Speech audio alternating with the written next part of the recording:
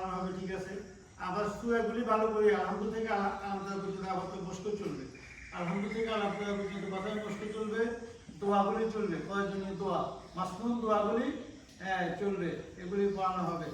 তারপরে মাস্তা মাসাইল পড়ানো হবে, নামাজের তালিম দেওয়া হবে, নামাজ কীভাবে, নামাজের এই তাসবিহ, তারপরে সূরা কেরাত যেগুলি কীভাবে সিজদা দেয়, কীভাবে রুকু দেয়, এগুলি সবগুলি তাশাহুদ, দোয়ায়ে কুনুত, এগুলি দোয়ায়ে মাসুরা, এগুলি শেখানো হবে।